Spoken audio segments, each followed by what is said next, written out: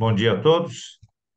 Dia 1º de julho, 8 horas e 49 minutos, iniciando a aula de manejo sítio específico de solo e planta. Hoje vamos falar sobre o projeto Aquários e sobre taxa variável de sementes. Então, para falar um pouquinho sobre o projeto Aquários, vamos colocar aqui modo de apresentação. Acredito que agora já, depois de tantas aulas, já estão meio treinados para saber que está funcionando bem. Então, vou seguir em frente. Bom, eu preparei essa apresentação recentemente para um encontro da ICL sobre agricultura de precisão na região sul e falei sobre os desafios e avanços do projeto Aquários. Vamos começar por aqui. É um conceito, né, de agricultura de precisão, agricultura digital, seria uma forma moderna, esse moderna relacionado principalmente ao uso de tecnologias de agricultura 4.0, né? Quer dizer, que são ferramentas tecnológicas atuais que permitem o gerenciamento da atividade agrícola, visando incremento de produtividade, racionalização e eficiência do uso de insumos e a preservação ambiental, diminuir o impacto ambiental. Eu acho que o professor Basso colocou bem ontem, né, esses três objetivos e, e a gente só está reforçando eles, né? E o conceito assim mais clássico da agricultura de precisão, aplicar no local correto, no momento adequado, a quantidade necessária e na forma mais efetiva. Tomada de decisão com base em dados, sensores, sensoriamento, algoritmos, rastreabilidade, aproximação de produtores, consultores, fornecedores e consumidores em plataformas digitais. Tem outras definições, como a gente viu, o Bruno Basso falou em agricultura preditiva. Então, realmente, se você tem uma análise temporal e você tem uma previsão de como vai se comportar o clima, e você conhece bem o seu solo,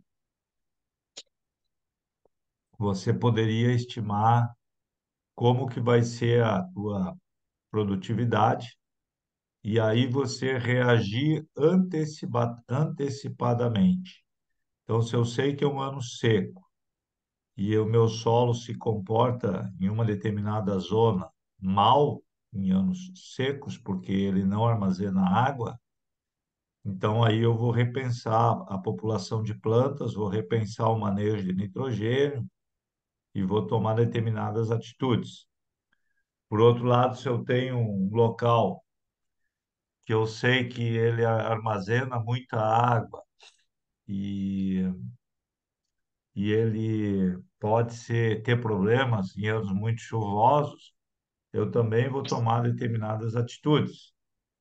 Uma delas é utilizar um material que não é sensível ao acamamento. O outro é aumentar a população de plantas. O outro é colocar drenos. Então, isso é uma agricultura preditiva, uma agricultura que você já se prepara antes que o problema apareça. Então, ainda é muito novo isso, né? Mas são novas estratégias táticas que a agricultura digital permite. Mas falando do projeto Aquários, então, ele completou 2000. A Larissa e o Brizola conhecem algumas das feras que estão aí, especialmente os mais vinculados a estar aí, né? O William, Alexandre Cachorrão e, e o... Como é que é o nome do colega aqui? Larissa, me ajuda? Bom, e aqui os estudantes da Universidade de Santa Maria, né? E quando nós completamos 15 anos lá no Projeto Aquários. Vocês estão me escutando? Estamos, Sim, professor, estamos. Ok. sim. Inclusive, foi nesses 15 anos aí que eu botei o objetivo de fazer o mestrado aí na agricultura de precisão. Que maravilha, Brasil. Que maravilha. Agora, quando Como nós é que é? completar 30 anos, aí tu já termina esse mestrado, né? Não, aí eu quero estar com doutorado, professor. Quero estar com doutorado. Eita, Brizola. Quando é que entra o doutorado? É, exatamente. Vamos criar. Bom, o Projeto Aquários, então, ele se situa no Alto Jacuí, assim, determinada região, em Não Me Toque, capital nacional da agricultura de precisão, que é capital nacional, então, por várias ações, né?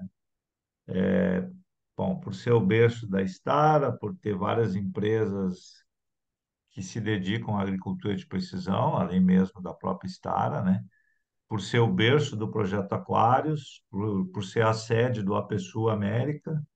Então, inicialmente, Não Me Toque recebeu o título de capital estadual da agricultura de precisão e depois passou a ser a capital nacional, reconhecida por uma lei federal.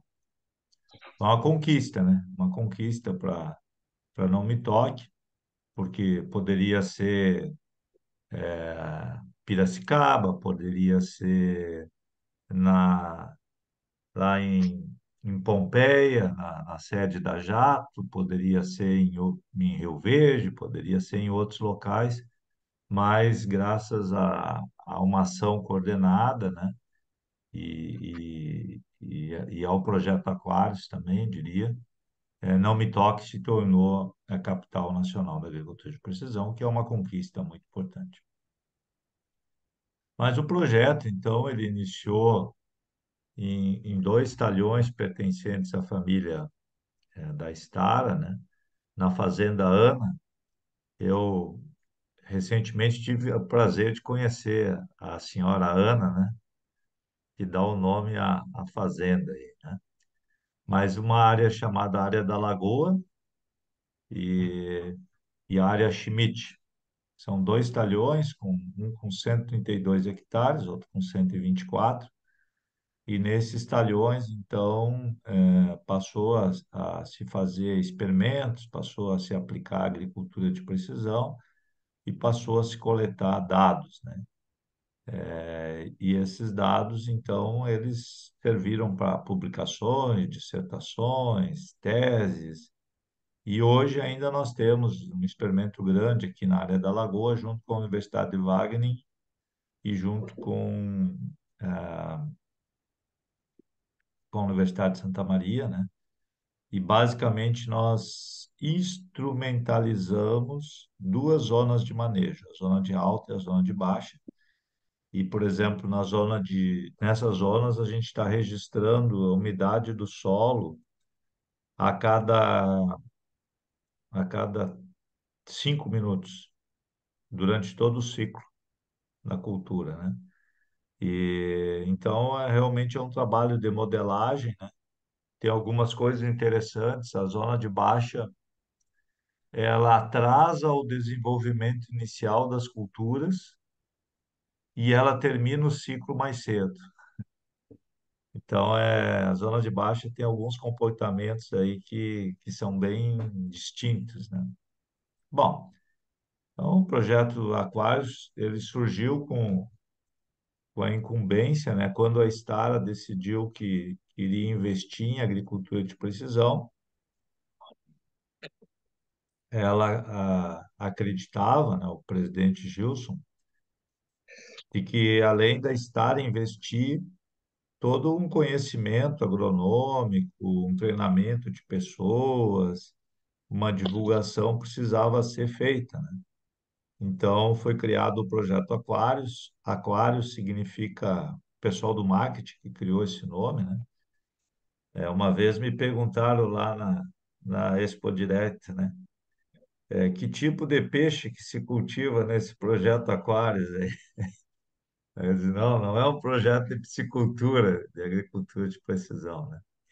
Mas o aquário significa uma nova era, o renascimento, novos tempos para a agricultura, né? Então, é isso que o pessoal do marketing embolou, né?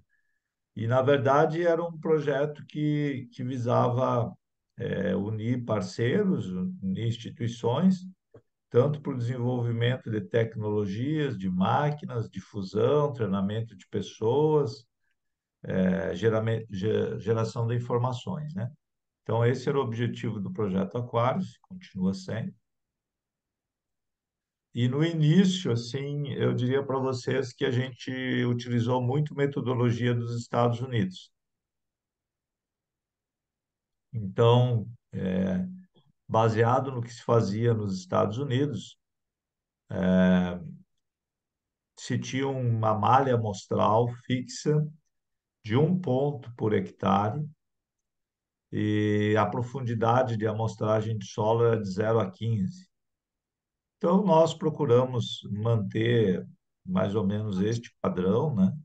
Com 1 ponto por hectare de amostragem de solo em malha regular e com a profundidade aí de 0 a 15 ou 0 a 20, mas predominantemente 0 a 15, seguindo bem um padrão americano. Fizemos isso nas áreas do projeto e também depois, posteriormente, com a entrada da Cotrijal, nas áreas da Cotrijal. No início, tudo era muito difícil, né? Então, basicamente, a gente tinha de parceiros aí no início a GCO, a Massey Ferguson, que ela já tinha tecnologias de agricultura de precisão lá nos anos 2000 e ela, então, ela tinha interesse, dizer assim, que essa tecnologia ficasse embarcada no trator, no trator e tinha o sistema FieldStar, né? E a Stara tinha um distribuidor, né? Que aqui ainda está com a marca ali Amazon, que era uma joint venture que a Stara possuía com a Amazon para desenvolver o Hércules. Então, essa joint venture ela durou até um determinado tempo, depois a Stara caminhou sozinha, né? Mas, basicamente, nós tínhamos, então, amostragem de solo georreferenciada, seguindo uma malha e aplicação de fertilizantes a lanço, a taxa variável utilizando um equipamento que era popular já na Alemanha. A Massey Ferguson também possuía o, o sensor de colheita, né? Então ela tinha uma expertise, especialmente na Inglaterra,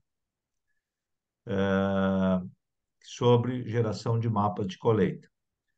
Então, se vocês lembram daqueles mapas iniciais do Blackmore, e depois tinha um outro pesquisador que era o Mark Moore. Esse Mark Moore, ele era contratado da GCO para dar consultoria em mapas de colheita. Então, com essas três ferramentas, iniciou o projeto Aquários, com a possibilidade de se fazer uma amostragem de solo em malha, com a possibilidade de gerar mapas de colheita e com a possibilidade de fazer uma aplicação à taxa variável a lanço, né, especialmente de fósforo e potássio. Era um início, assim, muito desafiante, né, porque, por exemplo, adubação a lanço em culturas de grãos no ano 2000 era muito polêmico, né? Continua ainda tendo alguma polêmica, né? Mas na época era muito polêmico porque as universidades não acreditavam que seria viável, né? E nós era a ferramenta que a gente tinha para fazer a correção. Mas, de fato, assim, a gente trabalhou no projeto, sendo bem sincero, com duas estratégias. A correção a lanço de teores e a adubação de manutenção na linha. E eu diria para vocês que funcionou muito bem. Foi uma estratégia assim que funcionou maravilhosamente bem. Mas fósforo a lanço o pessoal não aceitava, sabe? Porque eles diziam, ah, vai fixar, isso aí não vai funcionar. E eu posso dizer para vocês, assim, passados 23 anos, que foi mais importante saber aonde estavam as áreas deficientes de fósforo e corrigir elas, do que praticamente você aplicar a lanço na linha. Muitos agricultores depois utilizaram aquelas semeadoras de trigo, né, para corrigir as áreas, colocando fósforo na linha no inverno, com um espaçamento aí de 17,5 centímetros, o que teoricamente deveria ser mais eficiente, né? Então, nós fizemos algumas comparações e, embora assim toda a teoria nos mostre que isso deveria ser mais eficiente, do ponto de vista de produtividade, não mudou muito. E o fato de nós elevarmos os teores de fósforo, por exemplo, nas zonas deficientes, se mostrou já assim uma estratégia que aumentou a produtividade e uniformizou as lavouras. E na época, então, a GCO ela propunha o tal do ciclo da agricultura de precisão, né? Que era o ciclo da agricultura de precisão, né? Segundo a visão da GCO, né? Seria você coletar dados com a colhedora, gerar um mapa de colheita. Isso aqui era salvo num cartão, você tinha que ter uma leitora de cartão, você vê que está um laptop. Então, saiu o cartão aqui da máquina, vem para o escritório, aí você coloca numa leitora de cartão, essa leitora de cartão transforma esses dados, e aí você pode ter algum dado de acompanhamento de cultura, que é um clorofilômetro, um dado de resistência à penetração, você gera o mapa. Esse mapa, então, que saiu da colhedora, ele vai para o trator, aonde que ia comandar a aplicação de fertilizante a taxa variável e depois você fazia um mapa de colheita para saber se isso deu certo. Você vê que nós poderíamos colocar aqui uma etapa de amostragem de solo, né, que não estava contemplada, neste ciclo que que a GCO inicialmente propôs, né? Mas tudo era muito complicado, Brizola. Olha aqui, ó. Nós não tínhamos o topper, né? Então a comunicação era. Você tinha que levar cartão para um lado e para o outro, e traz de uma máquina e bota na outra. E só essa leitora de cartão aqui, eu me lembro na época, custava na faixa de R$ 20.000. Hoje, qualquer laptop tem uma leitora de cartão, né? Então, tudo era muito difícil, tudo era muito complicado, tudo era muito caro e parecia assim bem distante da realidade dos agricultores. O que aconteceu ao longo de 23 anos é que todas as etapas aqui se tornaram extremamente simples, automatizadas, e muitas vezes o agricultor faz e nem percebe. Bom, mas aí os primeiros mapas de colheita, né? Esse aqui é a safra de milho 2001, 2002. Então você imagina, né? Esses dias aí fez 20 anos que a gente gerou esse mapa. É uma conquista, né, Brizola? Agora, Certeza. é, então, quando se gerou os primeiros mapas, né? Se percebeu que você tinha um rendimento de 3.600 quilos de milho, a média era 7,7, mas tinha lugar que tu estava colhendo 12 toneladas. Então, uma variação de produtividade absurda para uma mesma lavoura, né? Variando de 3,6 toneladas a 12, uma variação de 4 vezes, né? Então, uma variabilidade que nem essa era meio que inesperado nessa época. E isso começou a chamar a atenção dos agricultores que as lavouras eram muito desuniformes, né?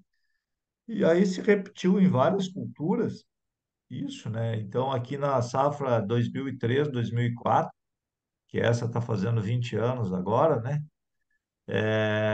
O nosso mapa de colheita de soja da área da Lagoa, com uma produtividade mínima de 1.380, ó, nessas áreas em vermelho, e uma produtividade máxima de 4.000 quilos nas áreas em verde. Então, de novo, uma amplitude de praticamente 4 vezes, né? E isso aí, a primeira vez, assim, foi uma surpresa. Agora você veja, né? Lá nos Estados Unidos, o Bruno Basso está propondo, inclusive, que essas áreas aqui de 1.000 quilos de soja que a gente utilizasse para outras coisas, lá nos Estados Unidos, né? Então, realmente, para nós era uma surpresa. Antes a gente enxergava o mapa da área assim, a área produziu 3.000 quilos de soja, que é mais ou menos a produtividade aí americana. E a média brasileira um pouquinho, 3.000 e cento e poucos, 3.200. A área produziu 3.000, só que olhando com detalhe, ela tinha lugares que estava produzindo 1.000 e tinha lugares que estava produzindo 4.000. Então, os 3.000 era uma média, assim, com uma amplitude muito grande. E aí nós começamos a gerar mapas, histogramas de colheita, né? Essa aqui é em Palmeira das Missões, a família Sulzbach, o Luciano Sulzbach, um amigo, né? Geramos, eles eram, na época, eles possuíam um terreno onde a Massa Effects, em Palmeira das Missões, tinha revenda. Então, eles adquiriram uma colhedora com mapa de colheita. Então, em 2001, 2002, se tinha o histograma de distribuição da produtividade de milho. Então, é aquela situação clássica: você tinha uma zona de baixa produtividade, uma média e uma zona de alta produtividade. E aí o agricultor queria alguns objetivos: diminuir o máximo possível a zona de baixa, elevar a média em direção à zona de alta e expandir a zona de alta. Então, eram esses os objetivos. E aqui o Dirceu Gassi nos mostrando, né? Aí começou a se prestar atenção no problema da variabilidade espacial, né? E o problema da variabilidade espacial, ela ocorria em todas as situações, né? Aqui é a colheita e você vê que tem locais que a plataforma, né, ela é grande, só que a faixa de distribuição dos resíduos é pequena. Então, o que que acontecia? Ficava regiões da lavoura que não tinha resíduos de colheita. E qual é o problema disso aqui? Fica solo descoberto, não tem ciclagem de nutrientes, né? Além do que você tem concentração de palha em alguns locais. Então, esse era um problema que já começava a criar variabilidade nas nossas lavouras. E aí você tinha aqui o excesso de palha e a semeadora não conseguia trabalhar bem, né, sobre esse excesso de palha. Então já começava a estande de planta a ser prejudicado. E a outra coisa, assim, se está sobrando palha aqui, em algum lugar está faltando, né? E essa palha cicla nutrientes, fornece carbono para os micro-organismos. E então o que ela está em excesso aqui, ela está faltando em outros locais. E aí, aqui é no Piauí, uma área que eu fui acompanhado de um produtor, né? E ele me disse assim, Brizola, eu estou aplicando calcário, professor. O que que o senhor acha, da minha aplicação de calcário? Aí eu disse, nós vamos ter que sentar. Quando nós pousar lá, nós vamos sentar para conversar um pouquinho sobre essa aplicação de calcário, né? Então, você veja que a gente tinha muita, e continua tendo, né? Mas tinha uma imprecisão absurda em praticamente todas as etapas da agricultura, né? E a agricultura de precisão, ela foi um chamado para a gente rever essas etapas e melhorar os processos. Então, aqui é uma imagem da Exalc, e você vê que está se aplicando uma taxa variável de calcário induzida, né? Aleatória, porque você vê que em alguns locais ficou sem calcário e em alguns locais em excesso, ou numa quantidade maior, eu diria. Então, a distribuição de insumos, especialmente os que eram pó e aplicados em superfície, eram muito ruim, mas muito ruim mesmo. E aí a gente encontrava, né, situações como essa nas áreas da Cotrijal, né? Em vermelho, áreas que tinham, mesmo em lavouras pequenas, sabe? Isso aqui era uma área bem pequena, né? Uma área com 10 hectares aqui, e você tinha solos ácidos, solos com pH ideal, amarelo, e solos com pH, vamos dizer assim. Hoje a gente não entende como em excesso aqui, mas solos que estariam com pH já corrigido, né? Então, qual seria a lógica disso aqui, né? Aonde o pH já está de 6,7 manter. E o calcário que seria destinado a essa área aplicar nessa aqui. Mas o que eu queria mostrar para vocês é uma variabilidade muito grande, mesmo numa área pequena. E quando ia para potássio,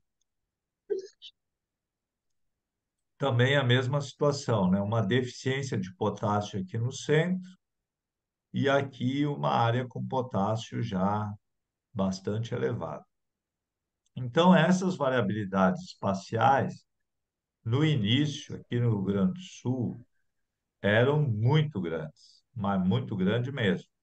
E isso era outro fator que condicionava os mapas terem tanta variabilidade. Bem, professor, Ah, o senhor comentou ali da questão do potássio. Me recordei do vídeo que o senhor teve lá com o Laércio, né? isso. E eu vi alguns vídeos dele que ele estava fazendo um manejo meio diferenciado em relação ao potássio, Ah, um produto novo, né? O tal do Caforte. Não sei se o senhor chegou a conversar com ele sobre esse produto, sobre como é que funciona, se ele está tendo resultado lá. o que que acontece com a área do Laerte, né? Foi boa pergunta. Especificamente sobre esse produto, não, né? Mas o Laércio ele construiu uma fertilidade muito alta, né? Então, uma vez que ele construiu essa fertilidade alta e que ele tem uma ciclagem e atividade biológica muito intensa e ciclagem muito eficiente, ele tem uma liberdade agora para ver como é que ele vai manter essa fertilidade, né? Então, de fato, ele está fazendo uma adubação de sistema, né? Já não está preocupado mais assim tanto com a cultura imediata, né? E aí nesse sistema ele tem alguns objetivos. Um objetivo dele é diminuir o risco de salinidade. Então ele está buscando uma fonte de potássio que não tenha cloro.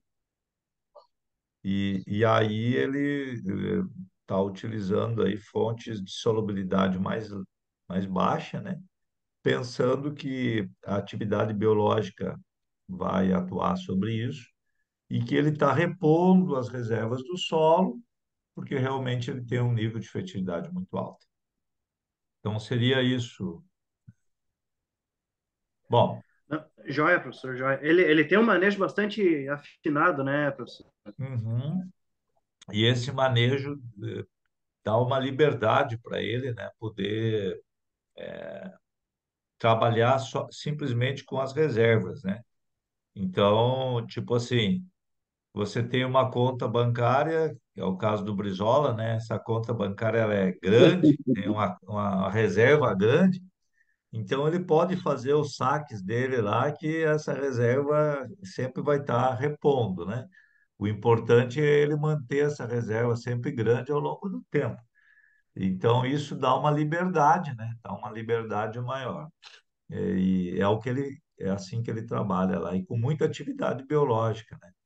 Então, ele repõe essa reserva dele com fontes que são mais econômicas, que desempenham determinadas funções para ele, né? como essa de não adicionar cloro. E a questão da solubilidade, ele trabalha com atividade biológica, né? Uma atividade biológica muito intensa. Mesmo que a solubilidade seja baixa, ela vai repor e o sistema tende a se manter por longo período de tempo. Bom, mas quando nós iniciamos o projeto Aquários, esse aqui é um mapa clássico nosso, né? Nós encontramos uma variabilidade de fósforo muito grande. Então, em vermelho tinha deficiência de fósforo e em verde escuro tinha fósforo sobrando. E isso para nós assim ficou como uma coisa muito estranha, né? Porque a gente conversava com o pessoal e eles diziam, não, a adubação era taxa fixa. Eu disse, tá, mas é taxa fixa. Por que que tem tanta variação? Então, o caso do fósforo é um caso bem interessante da agricultura de precisão. Aconteceu o mesmo nos Estados Unidos. Se você colhe muito na área, a tendência é você exportar mais. Se você colhe pouco, a tendência do fósforo, no caso, é sobrar no solo. Outros nutrientes, como o nitrogênio, é perdido para a atmosfera. Mas o fósforo, ele tende a ficar no solo. Então, a própria exportação explica a variabilidade.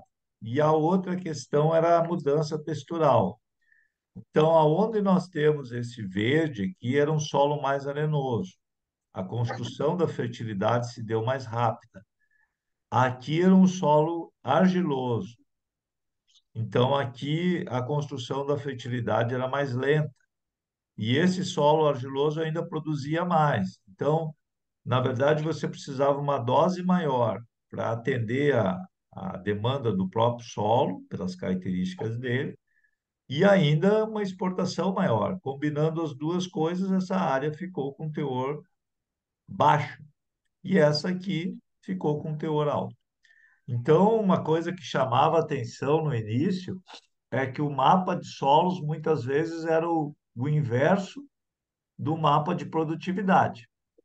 Mas a explicação para isso era a exportação, né? Se era uma zona de alta estável, ao longo do tempo ela tende a exportar mais fósforo. Essa era a resposta. Outra coisa que o pessoal batia muito é os erros de distribuição do fertilizante, né? Então aqui nós temos uma lavoura de trigo, né? Com fertilização nas duas linhas e essa linha aqui simplesmente não recebendo fertilizante, né? Então, isso aí ocasionava problemas, dominância de planta, atraso dessa linha, né? E comprometimento da produtividade. E isso acontecia porque o fertilizante que era para cair nessa linha estava caindo nessas duas linhas, talvez aqui tivesse entupido, tivesse algum problema. E o professor Tanaka, né? Ele mostrava lá da FATEC Pompeia, que é uma escola espetacular de agricultura de precisão, mostrava que nós tínhamos erros grosseiros, né? Então, aqui, semente com fertilizante, semente sem fertilizante, semente dupla, falha. Então, assim, realmente a gente fazia uma agricultura muito imprecisa, ainda continua precisando melhorar, mas já se progrediu muito. Então, a agricultura de precisão surgiu especialmente no setor de máquinas agrícolas e no manejo, aí, no sentido de melhorar os processos. E, nesse sentido, então, a a rastreabilidade era uma etapa muito importante aí de todo esse processo. Nessa rastreabilidade, a gente poderia confirmar como é que foi a aplicação. Então, aqui era o FieldStar, o sistema FieldStar da GCO, no qual nós tínhamos a rastreabilidade do que foi aplicado. Estava, por exemplo, aqui planejado aplicar 150 quilos deste fertilizante, e nesse local aqui não foi aplicado nada, foi zero, zero. Aí o que que aconteceu aqui? Foi uma falha de aplicação, né? O que que houve aqui? Então aí depois tu vai na lavoura, tu encontra um problema aqui. E a resposta para esse problema estava que houve uma falha na aplicação. Então, pela primeira vez, a gente começava a ter rastreabilidade, e essa rastreabilidade, quando você trabalha com taxa variável, é muito importante, né? Então, por exemplo, aqui os pontos em V, em azul, poderia ser uma taxa superior. Então, eu teria taxa alta, taxa média e taxa baixa. E depois eu posso acompanhar como é que é a produtividade nesses locais. Mas esse é um dado que a gente gerou de lavoura muito significativo. Nós tínhamos que convencer os agricultores que a taxa variável era muito importante, né? Então, aqui nós pegamos assim, olha, o teor de fósforo da sua lavoura, a média é 15 ppm.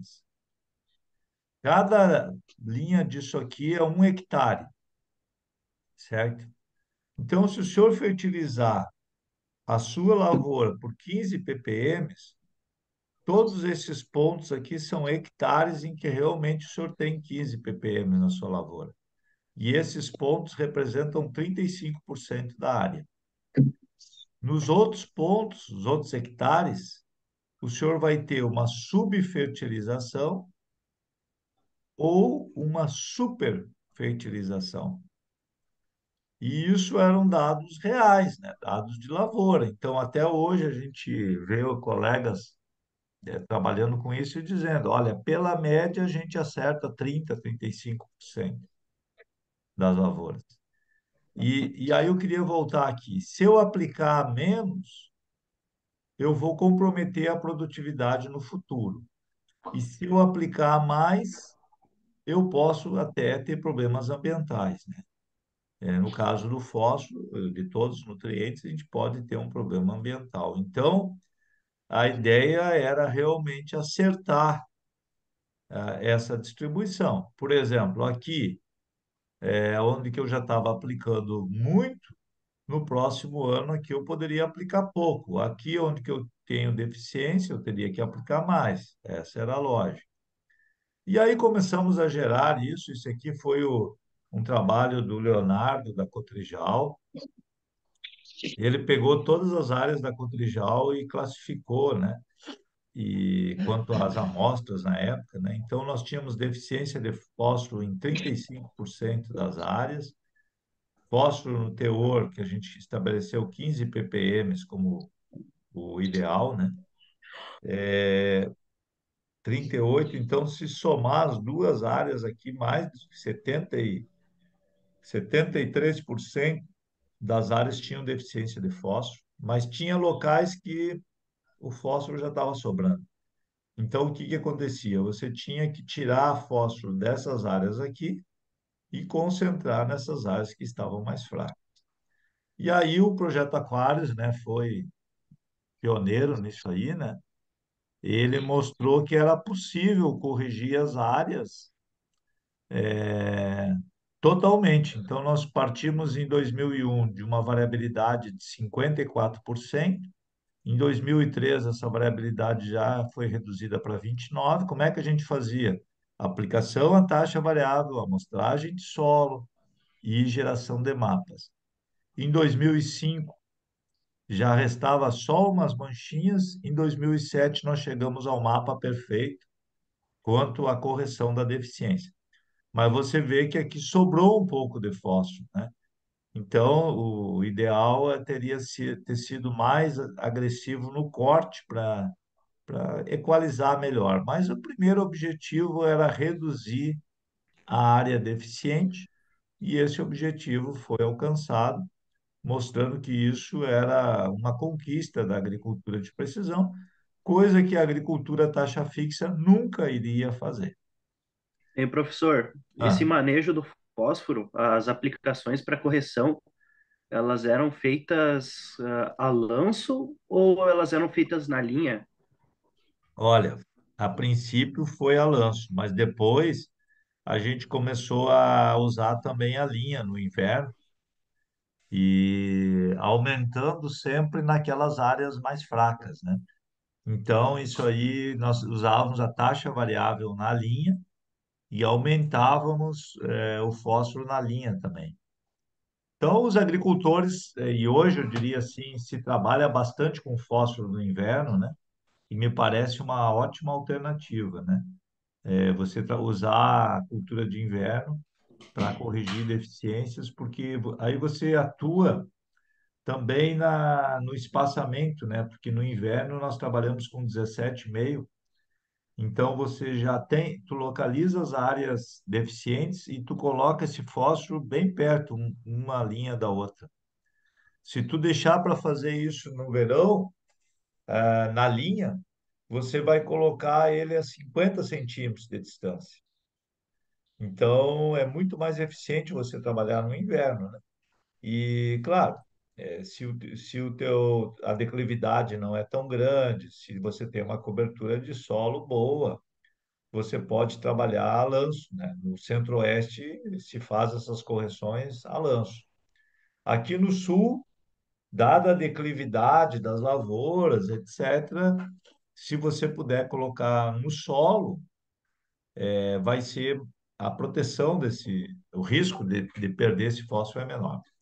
Mas aqui também nós fizemos aí com duas taxas variáveis, né?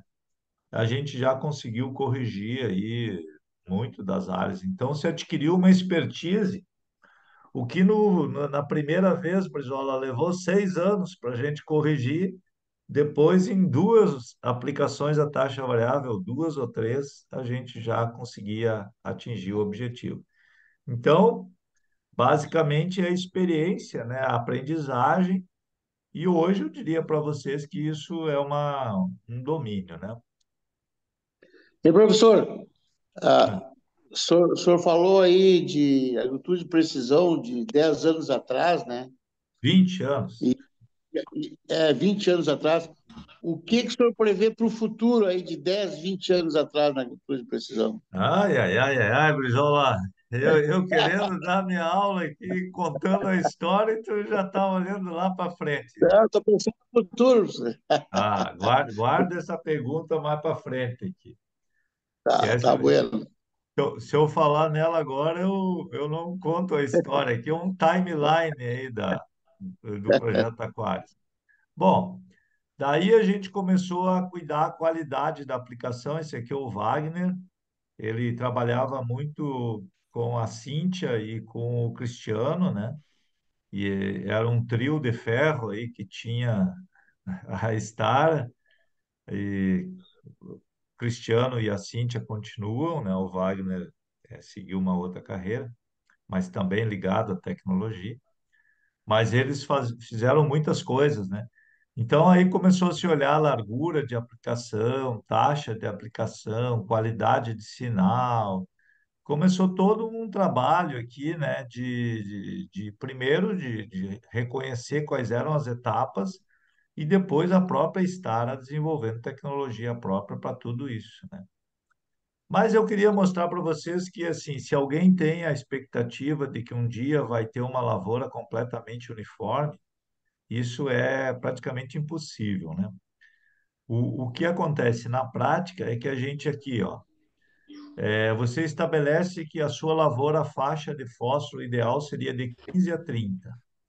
Então, você tinha aqui na situação inicial muitos pontos abaixo da faixa ideal e poucos pontos acima.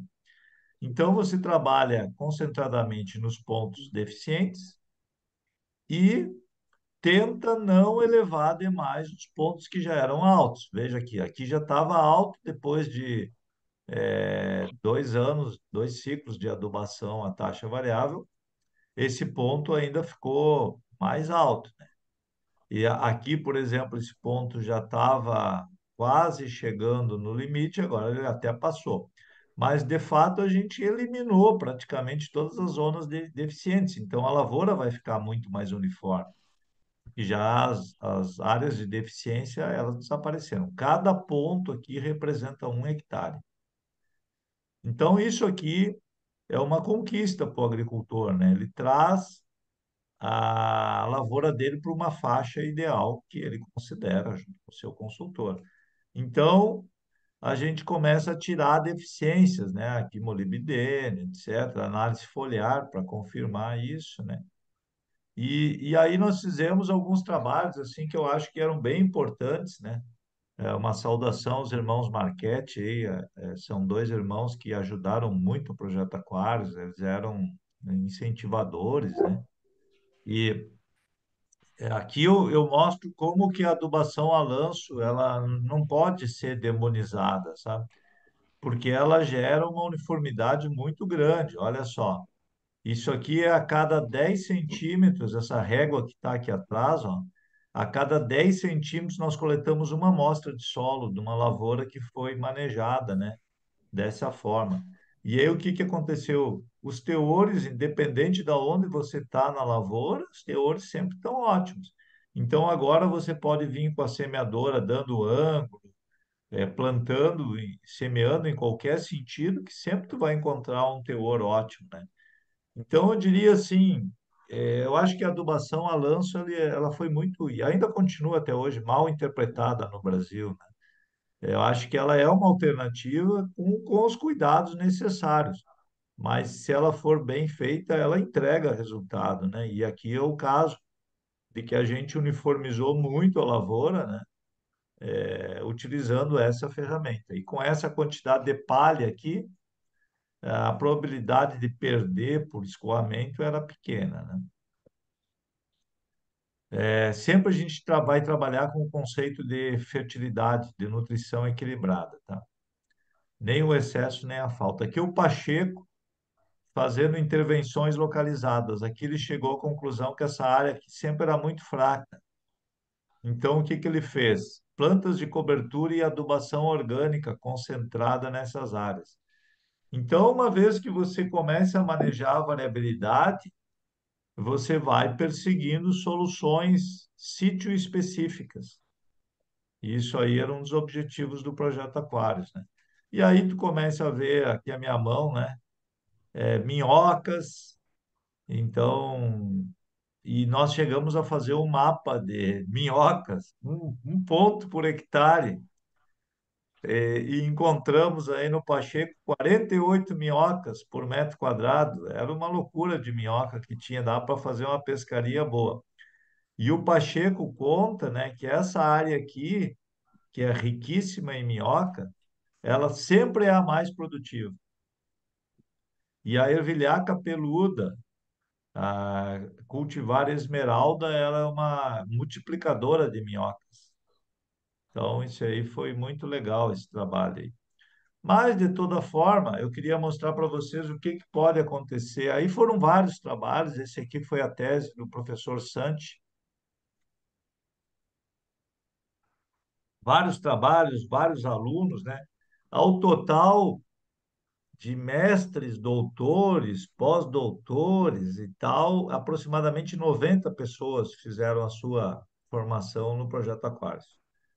E dentro da Star aí, o treinamento, o centro de treinamento, sei lá, né, formou 3.000, 4.000 pessoas, né, operadores que foram treinados para trabalhar em agricultura de precisão.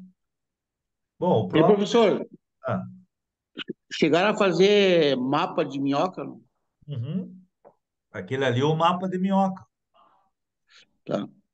Então, aqui praticamente você não tem minhoca na lavoura, e aqui você tem zonas de altíssima concentração de minhoca. O interessante é que essas zonas se mantêm ao longo do tempo e elas são as mais produtivas. Então, o agricultor ele estava interessado em aumentar aqui. Aqui ele fez adubação orgânica. Ó. O que que ele fez aqui? Ó? Ele pegou e começou a concentrar a adubação orgânica para ver se as minhocas migravam. Se elas caminhavam um pouco na lavoura, daqui elas iam lá para aquele local, porque esse aqui estava produzindo menos, né? Então, mas uma das ideias da agricultura de precisão é que a zona de baixa diminua. Então, veja só, aqui era a zona de baixa em 2002. 3 anos depois, trabalhando com isso, essa zona que era 52 hectares, ela foi reduzida para 30. Isso é uma conquista. Então, a zona de baixa não deixou de existir, mas ela foi reduzida. Por quê? Parte dessa zona de baixa migrou para a zona de alta. Parte da zona de alta migrou, parte da zona de média migrou para a zona de alta. Então, o que que aconteceu? A zona de alta, que era 30, agora ela passa a ser 53. Então, para mim, esse aqui é um exemplo assim muito legal de entender o que que acontece numa lavoura manejada por agricultura de precisão. O que que a gente promete para o agricultor?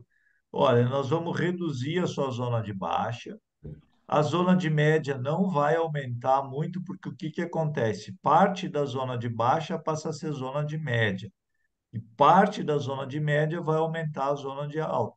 Então, nós diminuímos a zona de baixa e aumentamos a zona de alta. Com isso, a média da propriedade sobe. Então, graças a intervenções à taxa variável, graças ao mapa de colheita, a gente começou a gerar informações que eram muito importantes. Claro que a gente escutava muitos agricultores que diziam: não, realmente, a minha lavoura está ficando mais uniforme. E com a lavoura mais uniforme, eu acho que eu vou colher mais. E isso realmente ocorria. E aí a gente começava a buscar um equilíbrio nutricional. A gente tinha plantas nutricionalmente equilibradas e, com isso, os mapas de colheita começavam a nos mostrar que a gente estava no caminho certo. Parece assim um caminho de sucesso, mas eu conto para vocês que num dado momento, sim, a gente era muito criticado, porque o pessoal não achava que era só para vender máquinas, que realmente nós estávamos causando mais variação. Tinha uma palestra que eu ficava bem nervoso, que ele dizia, não, taxa variável a lanço vai criar mais variação na lavoura do que tinha. E eu digo assim para vocês, por mais errado que seja a agricultura de precisão, eu nunca vi uma lavoura ficar mais heterogênea do que no início, né? Isso aí, às vezes, os pesquisadores, eles formulam teorias que na sua cabeça, né, com base em verdades científicas, mas que na prática não ocorre, né? Realmente não ocorre. O pessoal achava isso para o fósforo, sabe por quê? Porque a dependência espacial do fósforo é muito pequena, né? Numa lavoura de arroz, Brizola, trabalhos aí de Pelotas mostram que a dependência do fósforo poderia ser 50 metros. Então, para você representar a variabilidade do teor de fósforo numa lavoura de arroz, que fica toda hora mexendo o solo para um lado e para o outro, nivelando, etc., você precisaria uma malha de 4 pontos por hectare. Bom, aí fica inviável, né? Aí ninguém vai conseguir fazer. Então, a gente sempre foi muito com a filosofia, as diretrizes do Gilson, né? Ele disse: tudo bem, vamos fazer uma coisa que seja prática, que o agricultor possa fazer. Não adianta você querer fazer algo que a academia endosse, mas que o agricultor nunca possa fazer. Então, a gente seguiu assim, não, uma malha de 1 ponto por hectare, ela pode não ser perfeita, mas ela não vai nos ocasionar nenhum erro. E claro, nos Estados Unidos isso já era largamente utilizado, na Europa, etc. No Brasil é que tinha toda essa questão, né, da fixação do fósforo e que a gente ia aumentar a variabilidade de fósforo. Isso não aconteceu. E aí os mapas de colheita começaram a mostrar uma uniformidade, e quando você tem uma uniformidade, aí você podia fazer uma reposição com base no mapa de colheita. Então, esse aqui foi um negócio bem legal, uma etapa do projeto Aquários, junto com a GCO, que nos ajudou muito no início, trazendo. A GCO investiu muito no projeto Aquários, eu devo dizer isso, viu? Ela trouxe consultores aí, o Mark Moore, por exemplo, veio várias vezes da Inglaterra aqui para Santa Maria, para Não Me Toque, para nos ajudar a avançar no projeto. Então, eu sou muito grato aí à GCO pelo apoio que ela deu, apoio técnico, né, ao projeto. Sempre E reconheço. professor, Pois não. o senhor falou ali de amostragem de 4 pontos por hectare é inviável. Eu entreguei 2 princesas agora semana passada, ali na Granja dos Quatro Irmãos, que o senhor conhece lá, né? Sim. E eu estava conversando, e essa semana nós fizemos treinamento lá para mais de 30 operadores, nós fizemos treinamento de Hércules. Que maravilha. Eles têm, eles têm 4 Hércules 15 mil, né? E Bárbaro. nós fizemos treinamento, treinamos 30, mais de 30 operadores lá. Que espetáculo. E aí estava conversando sobre taxa variável, Ah, tá? Eles fazem 3 amostras por hectare. puxa, faz uma Três. amostragem muito boa. É, Aí tu pergunta assim, hoje, em média, para fazer a amostragem, estão cobrando aí 70, e tem firmas aí, tipo a Dracar, que cobra até 90 o hectare, né? Bom, eu prefiro não entrar nesse Não, mas tudo detalhe bem, aí, que eu sou professor, né? Eu não. não, mas sabe por que que eles conseguem fazer a Ah, amostra deles? É, ah, tão por detalhada. menos. Ah, Como é que eles conseguem não, fazer? eles mesmos fazem tudo, professor. Ah, pois Sai é. menos de R$ 20 por hectare. Puxa Menos vida. de R$ 20 por hectare. Com É, 3 amostras, eles fazem tudo. A única coisa que eles mandam para um laboratório lá, aham. que cobra. Eu não sei o nome do laboratório, mas diz que é muito bom, que cobra R$ 30 a amostra, Puxa vida. entendeu? Então, é, É, eu aí estava dando eles fazem uma, as listas aí pra ela aí, eles tá? fazem uma agricultura de precisão que obedece toda a geoestatística. E é ótimo mesmo, parabéns aí, né? É. Realmente, eles acharam uma solução técnica para um problema comercial, né? Porque com o custo de amostragem aí de R$ 100 por hectare, daí realmente você querer fazer uma malha muito apertada, fica caro, mas se você faz o serviço na própria propriedade, ou a cooperativa, daí pode ficar mais viável. Mas eu não quero ir contra as empresas de prestação de serviço, porque Não, não, além da não. amostragem, eles fazem a recomendação, né, e o acompanhamento, então tem mais coisa. Mas, de toda forma, foi um belo exemplo aí, te agradeço, Brizola. E, Não, nem nós somos contra, né, professor? claro que não. Inclusive, a Star é parceiro da Dracar, né? Nós, Sim, sim. nós recomendamos, eles nos recomendam, né? Uhum. Então, nós não podemos ser contra as empresas. Não, não, não. Pelo Mas, claro, contrário, nós somos muito a favor. sim, sim, sim, sim. Mas sempre que o agricultor puder economizar, é bom, né? É que nem todos os agricultores têm essas condições. Mas foi um belo exemplo, foi um belo exemplo. Bom, aqui é o seguinte: esse aqui é o mapa de colheita. Você vê que aqui, ó, em vermelho, é onde colheu 4.000 quilos de soja, né? E aqui é o mapa de aplicação de fósforo, superfosfato triplo, aplicado exatamente onde que foi exportado mais. Então, aqui nós pegamos o mapa de colheita, calculamos a exportação e repomos os fertilizantes de acordo com o mapa de colheita. Então, essa seria a segunda etapa da agricultura de precisão e da taxa variável. A primeira ela é baseada no solo, construção de teores no solo. Uma vez que esses teores foram construídos, aí pelo mapa de colheita você mantém isso por longo, longo prazo. São as duas etapas da agricultura de precisão.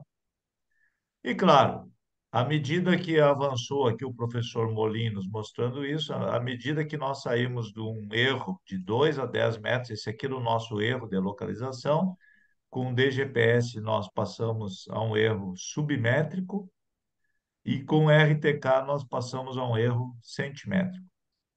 Então aí mudou muito, né? Quando você sai de uma localização como essa e chega nessa aqui, aí você permite fazer muitas coisas, né? A condutividade elétrica, a gente já viu que é uma ferramenta importante. Aí foi feita uma campanha do Veres, né? Junto com a Dracar e etc. Expedição Veres, que era levar o Veres para fazer condutividade elétrica em 8 estados brasileiros. Então, foi um trabalho do Projeto Aquários aí, junto com seus parceiros, muito importante, né? E aí nós começamos, através da condutividade elétrica, aí, a gerar espacialização em alta resolução de atributos da acidez por meio de sensoriamento em tempo real. Isso foi publicado na PAB, está aqui todos os meus alunos aí. E aí nós geramos, com base na condutividade elétrica, um mapa de correção da acidez com altíssima resolução, né? Então, isso aí foi uma conquista. Então, combinando a amostragem de solo com condutividade elétrica para gerar um mapa de altíssima resolução espacial. Também se trabalhou bastante com infiltração de água, a tese do Santi, né? Se chegou à conclusão na área da Lagoa que a zona de alta infiltrava 288 milímetros, na zona de média 187 e na zona de baixa 136. Então, a zona de baixa, um dos problemas era a infiltração de água. Ela era a metade da zona de alta. Então, evidentemente que a zona de alta tinha muito mais água e a zona de baixa menos. Ó, aí o trabalho do Bruno Basso, né? Foi o que o Bruno Basso nos mostrou lá. Isso aqui na tese do Santi apareceu bem claro e nós relacionamos infiltração de água no solo com rendimento de soja e de milho, um ajuste linear. Aqui foram 3 safras de soja e 2 de milho. Foi publicado também, foi o trabalho do Santi, e o Santi sempre diz assim, eu fui pioneiro, né, em gerar isso aí. E foi mesmo, né? Foi o primeiro trabalho de agricultura de precisão que mostrou que a armazenagem de água era extremamente importante para explicar o mapa de produtividade. E vocês podem assistir os vídeos do Bruno Basso, que aí vocês vão entender que ele chegou a modelar tudo isso aí, né? E aí, professor, e tinha a ver com a compactação também, essa Uhum. armazenamento de água. Tinha a ver com a compactação. Então, aqui nós usamos a condutividade elétrica para resistência à penetração e a escarificação mecânica sítio específica em lavoura de soja. Foi um trabalho junto com o William Wagner e o Leonardo Kebler da Cotrijal.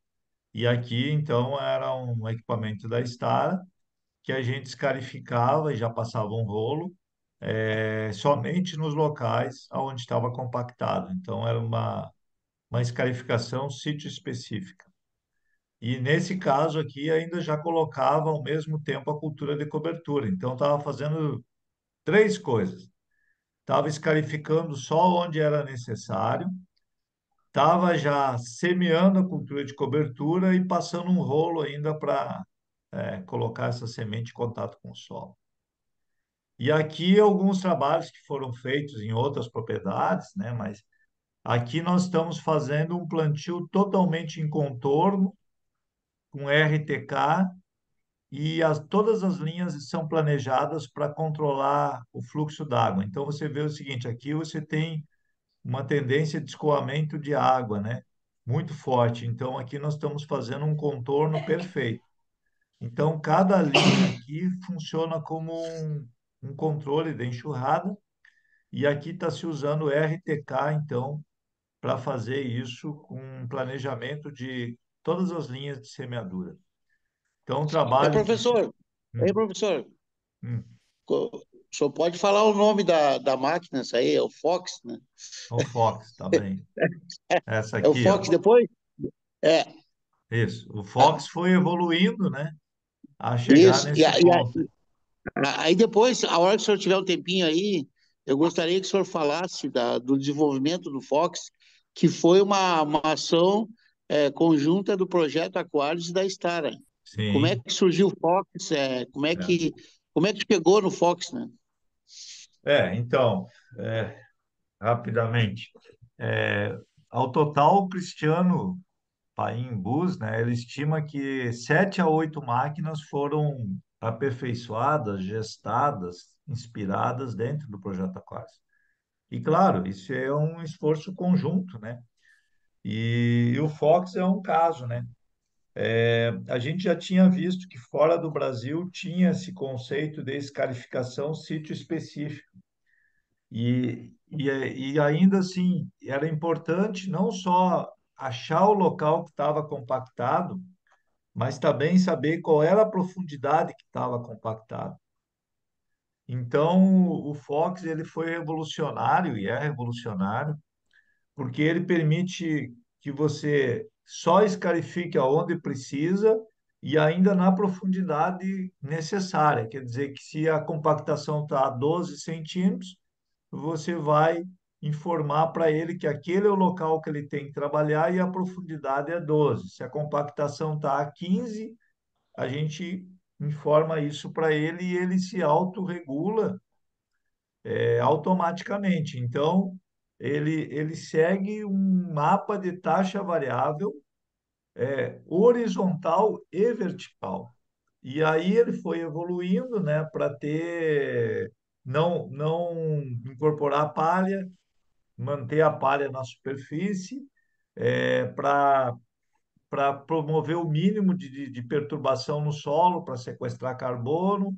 Então, ele é uma máquina assim, muito avançada do ponto de vista tecnológico, né? Assim, é uma máquina que teve um sucesso muito grande. Bom, deixa eu voltar aqui para a semeadura em contorno. Então, essa semeadura em contorno, a gente planeja todas as linhas de semeadura e se inspira, opa, desculpe, num trabalho feito lá nos Estados Unidos, que a gente achou, né? Que aqui eles fizeram todas as linhas planejadas. Então, veja o seguinte: nas áreas declivosas, as linhas são no sentido contrário ao declive.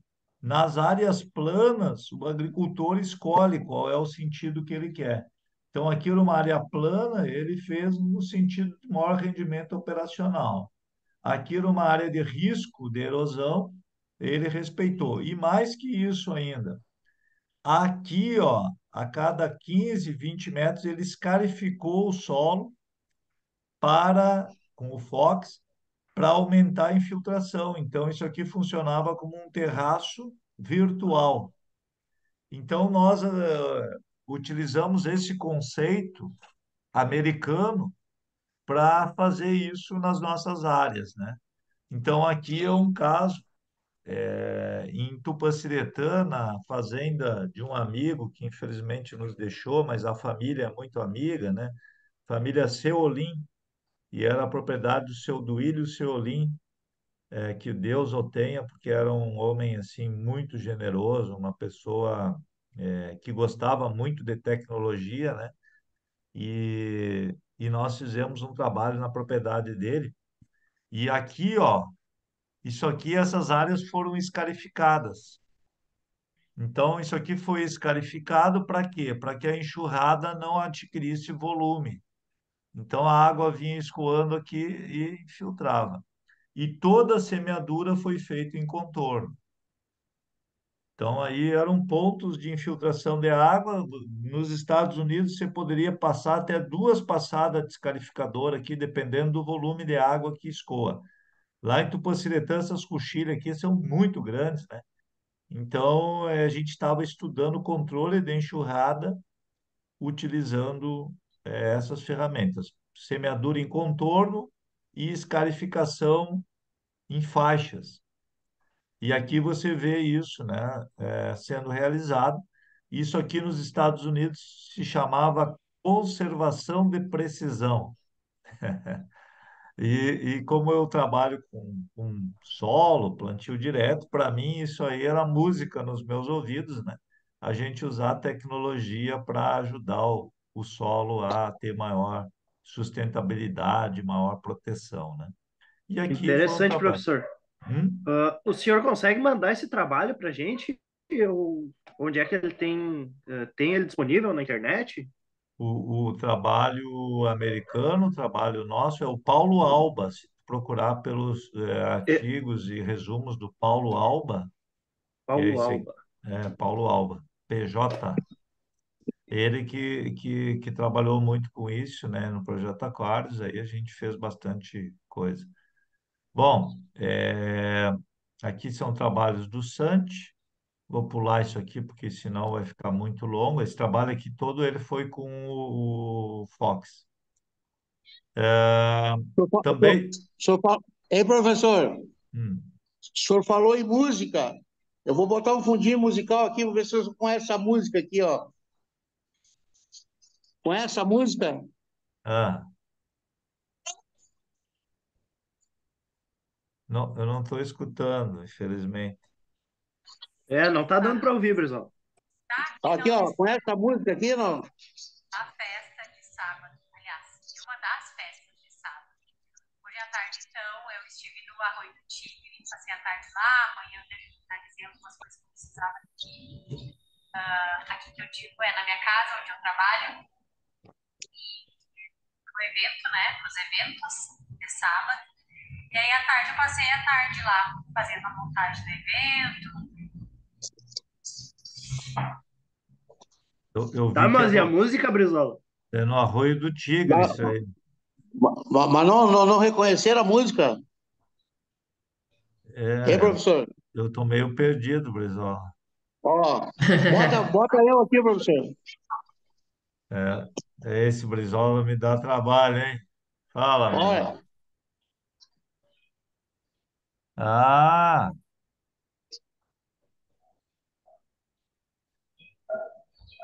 que maravilha. Isso não aí foi reconheceu a música aí, né? isso. Bom, deixa eu É voltar. só um pouquinho. Ah, Só para o senhor não lembrou essa música aí? É a música chama Aquários, do filme Hair. do filme Ré, perfeito, perfeito. Aquários, o nome da música. É, Aquários. sim, foi aí que foi Isso aí inspirado. devia ser a trilha sonora do Aquários aí. Foi. Na verdade, Além daquela escarificação lá. tá certo. Na verdade, a inspiração para o Projeto Aquários é exatamente esse filme, o Hair. É, O Aquários, filme viu? o filme é o Hair. Tu pode escutar aí É, que é bonito. Tem toda uma quem não filosofia. conhece, e aí tem a música Aquários de É, dança, né? exatamente. Então, o Hair, ele surgiu com o movimento hippie, que era um movimento de liberdade, do homem ser mais livre, da fraternidade, do entendimento entre as pessoas.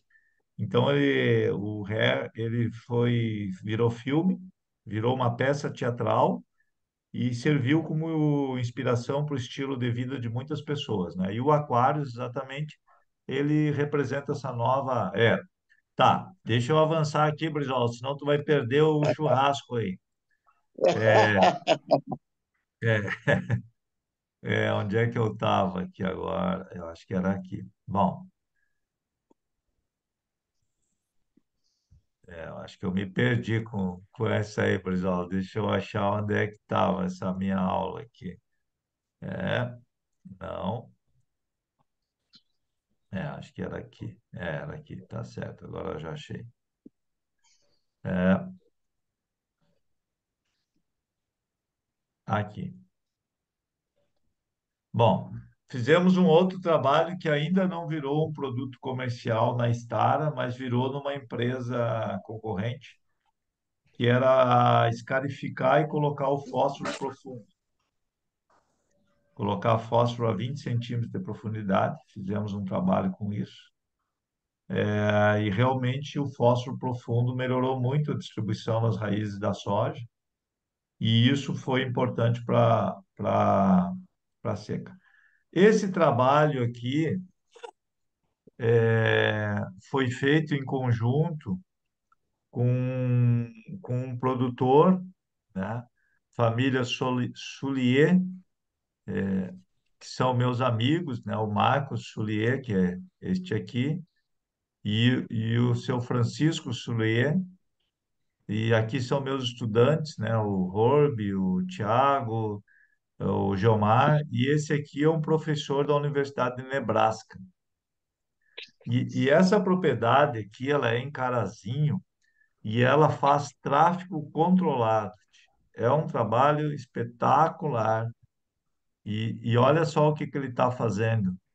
Aveia nos locais onde não tem tráfego de máquinas agrícolas e nabo forrageiro aonde tem e tudo em contorno ainda. É um trabalho espetacular aí do Marcos, do Paulo Pires, que é o prestador de serviço. E essa área aí são 800 hectares, tudo em tráfego controlado. Eu acho que é a primeira área aí do Rio Grande do Sul que utiliza esses princípios assim, e a gente fica muito feliz aí, né? De ter sido inspirador, né? Mas que o mérito é do agricultor e do seu consultor. E a gente acompanhou esse trabalho aí, é um trabalho assim extremamente meritório. Então aqui o que que acontece? Você no inverno você tem uma descompactação natural das áreas onde tem o tráfego, tudo usado em rastreabilidade, né? Então é um trabalho fantástico. Olha aí. Isso aqui, então, é plantas de cobertura utilizando posicionamento de linhas com RTK, visando o controle de enxurrada e conservação de precisão, e ainda colocando o nabo forrageiro só onde tinha que descompactar e aveia na entrelinha. Realmente é um trabalho assim que eu reputo fantástico, né? Aí eu vou pular umas coisas aqui para a gente chegar à semeadura precisa. Aí nós trabalhamos muito com semeadura, né, até chegar à nova estrela e semeadoras de última geração, né? E não vamos ficar só na Star aí, né? Tem a Exact Emergence da, da John Deere, tem a Roche, tem a GCO também, com a Momento. Então, realmente as semeadoras evoluíram muito, viu? Se é uma área que áreas que avançaram muito com a agricultura de precisão, foi a pulverização, a semeadura precisa. Essas áreas tiveram assim, um impulso violentíssimo, né? E as semeadoras, elas cada vez são mais tecnológicas, os pulverizadores também, né? Então, eu diria para vocês assim, puxa vida, a gente saiu da idade da pedra para a idade digital em 3 décadas. É uma conquista extraordinária. Eu vejo assim, né? Então, independente da bandeira, né? Hoje nós temos máquinas agrícolas aí muito boas. Veja, essa aqui era uma distribuição imprecisa. Então, não adiantava eu fazer todo um trabalho de solos e distribuir as plantas desse jeito na lavoura, né? Então, na verdade, a gente tinha que distribuir as plantas dessa forma. E o Dirceu Gassen, né, ele foi o porta-voz disso, né, para uma grande comunidade. E evidentemente que as semeadoras precisas, elas buscam esse tipo de distribuição, né? E isso aqui tem que andar casado com o trabalho da agricultura de precisão. Senão você compromete tudo. Não adianta fazer a fertilidade do solo precisa e depois distribuir mal as plantas na lavoura. Você tem que fazer isso. E esse trabalho aqui eu queria mostrar que é lá do Pacheco, né? O Fabiano Tabaldi, que trabalhou na Stara, depois foi para a Iara e hoje ele é consultor.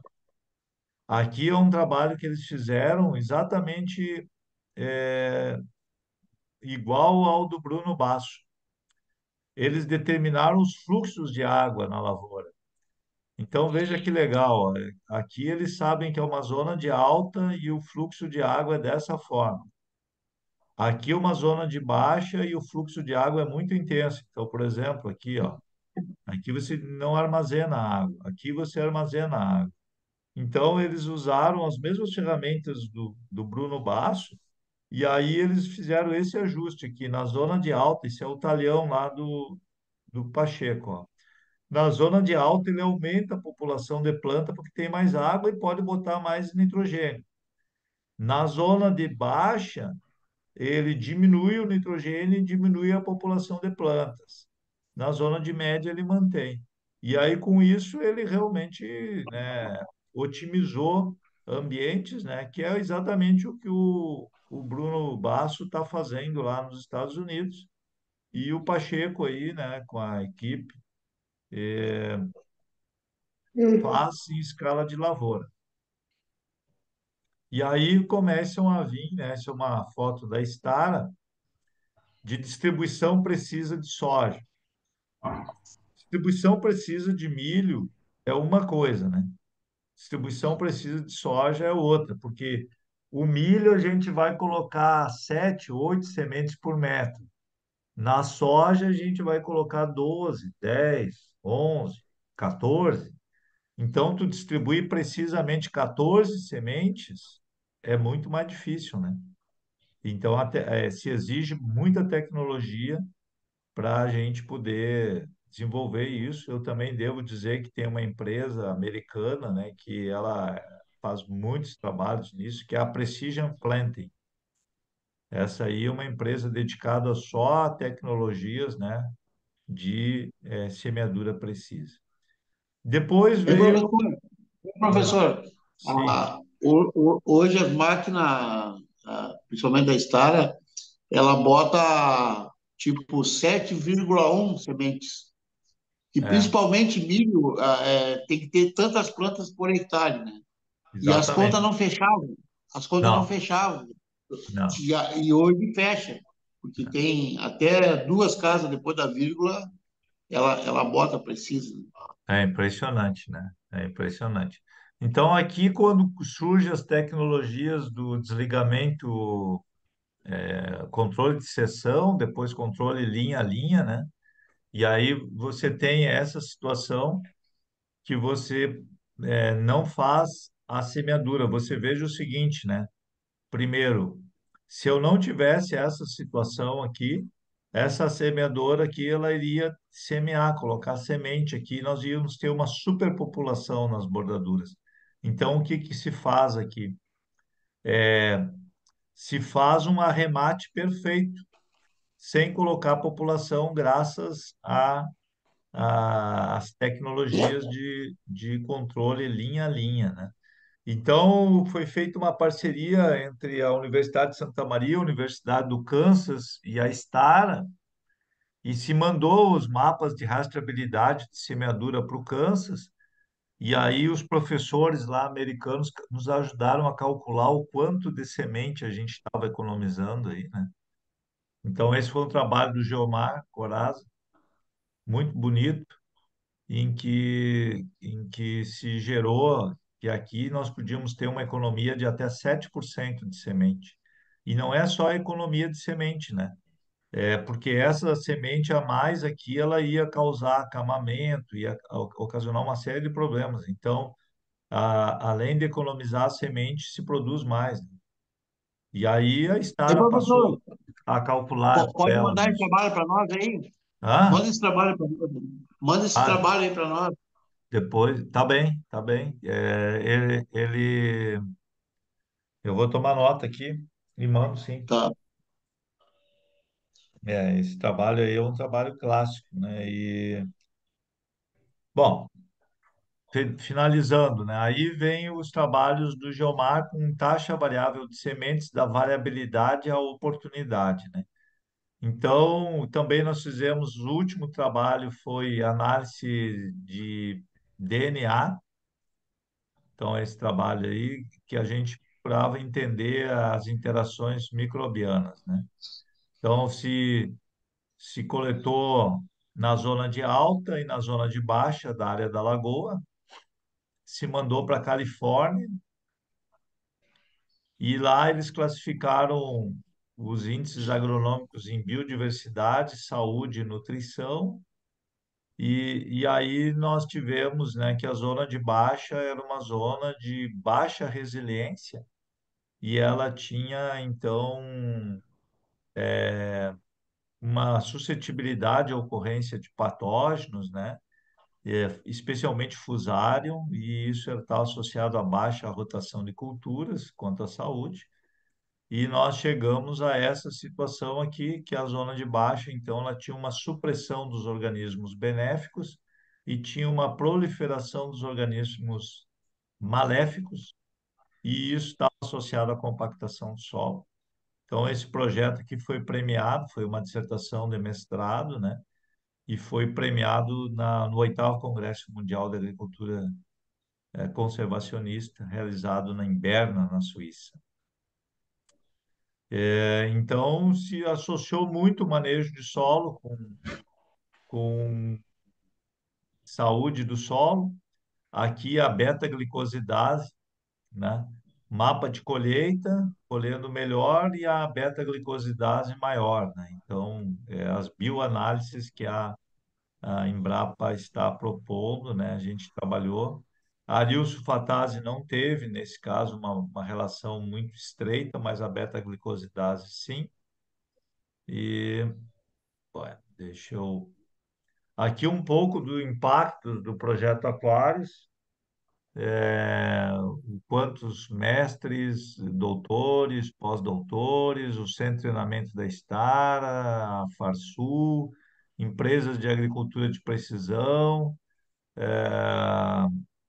congressos que foram realizados, o mestrado profissional, criação do curso técnico em agricultura de precisão na UFSM, e os equipamentos que foram trabalhados dentro do projeto Aquários, né? E, e, a, e com a agricultura de precisão, então, nós teríamos aí, né, a possibilidade de aumentarmos muito as médias do projeto Aquários. Elas sempre são, no mínimo, 7, 8 sacas a mais do que a média brasileira e em relação à média gaúcha aí chega a ser 10 sacas, 12 sacas a mais em um longo período de tempo, né? Independente de condição climática, etc. Bom, então esse é um pouco da história do Projeto Aquários, é um pouco mesmo, viu? Não estou sendo Bem resumido. bem resumido, porque você imagina, né? São 23 anos, né? De trabalho, assim, muitas pessoas trabalhando, muitas equipes. É difícil nominar tantas pessoas, a Larissa acompanhou isso, né? E realmente foi um projeto que, eu diria, é o projeto mais longevo de agricultura de precisão, do mundo. Nenhum lugar tem um projeto tão longevo, né? Então, às vezes a gente sofre algumas críticas aí, mas quando a gente olha para toda essa história aí, a gente tem a certeza de que aquela ideia inicial lá foi muito importante, sempre com uma filosofia da Cotrijal e da Stara, né? Vamos usar a filosofia da Cotrijal, nenhum de nós é mais importante do que todos nós juntos, né?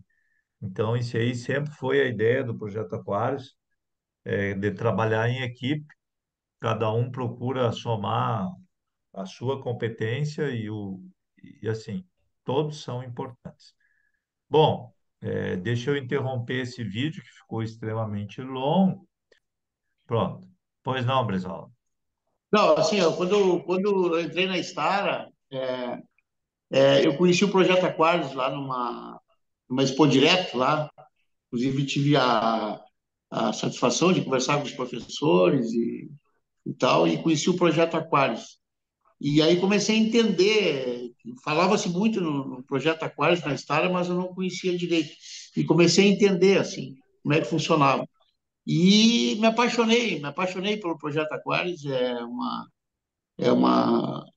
é um sistema muito importante para todo o desenvolvimento da agricultura, né? E com certeza deu resultados, muitos resultados, os resultados que o senhor mostrou ali de capacitação, de incremento na produtividade e no desenvolvimento de máquinas também, porque, como foi falado, mais de 7 máquinas da Stara foram desenvolvidas no projeto Aquários, né? E esse logo que o senhor falou aí, que nenhum de nós é tão bom como todos nós juntos, mas o professor Telmo sempre teve à frente, né? E eu quero particularmente lhe dar os parabéns, né, por todo esse projeto Aquários e todo o desenvolvimento que ele teve nesses anos aí. Então, professor, além de ser fã do projeto Aquário, eu sou fã do senhor. E Obrigado, tenho a grande obrigado, satisfação Grisol. de hoje estar fazendo um mestrado que me levou, foi pelo projeto Aquários que me levou a fazer o mestrado e ter a grande satisfação de ter o senhor como meu coordenador aí, tá Que bom? bom. Eu fico feliz, né? Mas, de fato, assim, é um trabalho conjunto, sabe? E, assim, o professor pode ter as melhores ideias, né? Mas se não tiver uma empresa que gere as ferramentas, se não tiver um agricultor que resolva implementar isso, a melhor ideia fica no papel, né? E o projeto É, Aquários, eu acho que a grande sacada dele é que ele foi um projeto que hoje a gente fala de uma plataforma digital que tem que envolver o consultor, o pesquisador, a indústria, o fornecedor de insumos. Então, criar uma plataforma digital, né? E que todos possam contribuir. O projeto Aquários realmente foi isso, né? Tu imagina, só que isso nos anos 2000, né? Então, ele teve um índice de inovação muito grande, né? Claro, eu diria assim, já que eu tô à frente do projeto, né? E, sei lá, a vida passa, a gente de repente vai estar em outra função, outra posição, mas o legado do projeto Aquários vai ser reconhecido daqui a uns anos, né? Quando a gente mantém uma certa distância histórica de tudo isso, aí a gente vai conseguir enxergar que realmente ele foi isso, né? Foi uma fonte de inspiração para muitos jovens que montaram empresas de agricultura de precisão, para muitos agricultores que disseram, não, mas dá para fazer, olha, tem como fazer, dá para adaptar. E alguns, como você citou aí, que ele introduziu todo o serviço de agricultura de precisão na rotina da propriedade dele, né? Isso é fantástico, né? E então, assim, realmente a continuidade do projeto e as conquistas, às vezes você avança mais rápido num ano, às vezes avança menos. E então tudo isso foi muito importante. Eu só queria dizer assim também que não foi fácil, porque às vezes a indústria, o setor privado, ele tem uma velocidade, né? E o pessoal tem que bater meta, tem que atingir objetivos. E quando você fala em desenvolvimento de tecnologia, conhecimento, às vezes a gente avança numa velocidade bem diferente, né? Então, esses são desafios assim que o projeto Aquários ele enfrentou, mas eu acho que a caminhada foi assim extremamente meritória, né? Eu me sinto muito feliz em ter participado de tudo isso aí, né? E aprendido, convivido com pessoas e muito capacitadas e empresas eu também. nunca esqueço o que o Gilson falou lá, ele como que ele só, a Stara só entrou nesse projeto porque era um projeto que traria algum benefício, né? Não é É, projeto daqueles que fica fazendo canteirinho, né? Como falava o Gilson, não, fazendo canteirinho e ia mostrando gráfico e não tirava nada, né? é isso aí. Então, Bom, para finalizar amanhã, porque senão eu fico contando mil histórias para vocês aí, né? E eu teria muitas, podem ter certeza. Mas aqui agora eu vou finalizar com a taxa variável de semente, né? É, e a taxa variável de sementes, deixa eu compartilhar aqui, me confirmem que vai estar aqui. Só um minutinho. Me confirmem que a tela está compartilhada. Sim? Sim, professor. Tá. Então, deixa eu seguir. O trabalho, né, que o modelo conceitual do Dr. Geomar Coraza, né, que trabalhou conosco, então ele desenvolveu, né, a ideia do que seria a taxa variável. Então, você tem um ambiente 1 que ele produz muito bem, o ambiente 2 que ele produz na média, próximo da média, e o ambiente 3 que está muito fraco. Então, a ideia é respeitar esses ambientes e tentar se adaptar e explorar as potencialidades e respeitar as fraquezas desse ambiente, né? Então, aqui o ajuste de população, ele visa dar para o ambiente o tratamento que ele merece, né? Porque cada ambiente vai ter uma necessidade. Eu gostei muito desse modelo conceitual que o Jomar criou, né? Muito inteligente. Então, o ambiente limitante, ele vai precisar de muita escada aí para poder alcançar alguma coisa. O ambiente médio, a intervenção já é mais pontual. E no ambiente de alta, então, os ajustes são menores, né? Então, acho que isso aqui reflete muito de como que a gente maneja ambientes, né? E uma coisa que a gente colocou aqui, de um trabalho aqui de Santa Maria, é o índice de área foliar. Ultimamente nós temos tido essas secas, né? Isso aí nos atrapalha bastante, mas de fato tem um índice de área foliar de soja que seria o ideal, né? E esse índice estaria aí entre 6 e 6,5. Se você colocar muita população, você passa desse índice e perde produtividade. Se você colocar a população abaixo, você perde produtividade, porque o índice de área foliar não era o ideal. Então, baseado nisso, a lógica da zona de baixa é que ela tem normalmente um índice de área foliar menor do que da zona de alta. E esse índice de área foliar menor, ele causa atraso no crescimento inicial e término do ciclo, menor eficiência no uso de insumos, maior suscetibilidade a estresse biótico e abiótico, menor desenvolvimento radicular, maior intensidade de fatores limitantes à produtividade. Normalmente, essas áreas têm população subótima e têm menor interceptação de radiação associada ao índice de área foliar menor. Então, isso veio de fora do Brasil e a ideia era aumentar o índice de área foliar na zona de baixa. Então, a recomendação é aumentar a população de soja na zona de baixa para tentar compensar isso. A semeadura precisa, então, ela visa também a distribuição de plantas. E aqui nós calculamos o erro de distribuição de plantas, né, o CV, comparando uma semeadora pneumática e uma mecânica. E foi o trabalho do Horb, né? E a pneumática ela te dá um índice de qualidade muito superior, né? E aí se calculou, se fez muito trabalho em cima disso, né?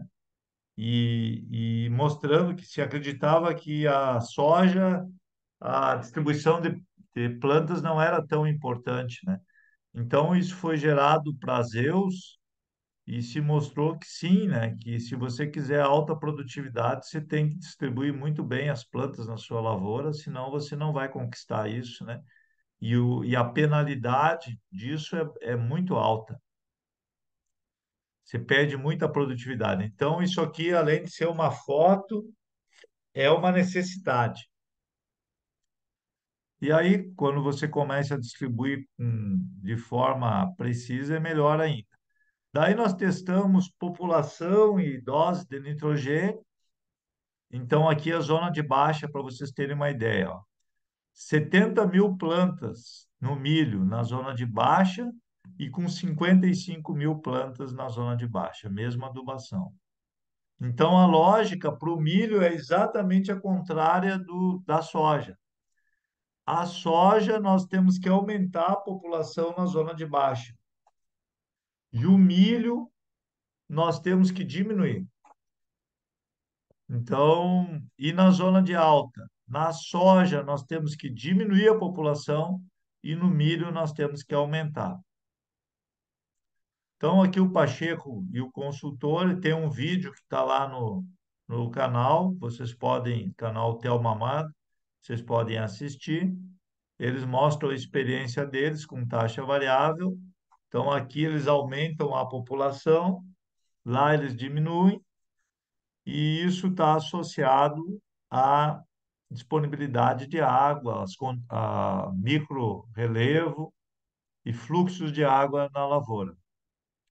Mas então o ajuste de população de soja seria esse, né? Você aumentar a população na zona de baixa e diminuir a população de soja na zona de alta. E isso aumenta a probabilidade, aumenta a produtividade. E a Syngenta, né, aqui é uma palestra do líder de agricultura digital da Syngenta, ele sugere nos piores solos aumentar 20% a população de soja e 10% a menos nos melhores solos. Então, por que que ele fala isso? Porque nos solos piores, se você não aumentar a população, vai dar chance para os índios tomarem conta, e se você colocar alta população nos melhores solos, a soja vai acamar e vai produzir muita folha e pouco grão. Essa é a lógica, né? Então, eu acho que era isso aí que eu tinha para apresentar para vocês, sobre. Eu recomendo que vocês assistam os vídeos, né? Eles estão lá no canal sobre taxa variável, tanto do Coraza quanto do Pacheco. Mas a ideia é essa: a soja e o milho, a taxa variável é muito diferente. Bom, foi uma aula longa aí, eu confesso, né? Eu vou parar aqui a